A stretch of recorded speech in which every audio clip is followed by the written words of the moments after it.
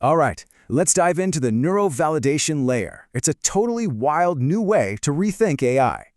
You'd probably assume adding AI automatically reduces our workload, right? Well, does it really? Surprisingly, research with the Navy reveals a crazy paradox. Introducing AI can actually increase cognitive strain. This mental overload specifically hits novices who are forced to monitor unfamiliar AI systems.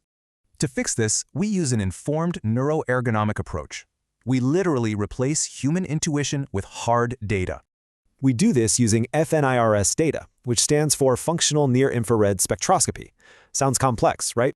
It's just a non-invasive way to accurately measure real-time activity right inside the brain's prefrontal cortex. Crucially, this data shows us the exact moment an operator reaches total cognitive saturation. By monitoring those biological limits, we can pinpoint 3 highly strategic AI triggers. Let's look. First up is high expert load. This identifies exactly when your top performers hit absolute mental limits. Second is joint team load. This basically flags when an entire group's collective brainpower maxes out. Third, we look for recurring activation patterns. These signal repetitive mental bottlenecks that AI should handle. Spotting these 3 exact triggers tells you exactly where AI is actually biologically required.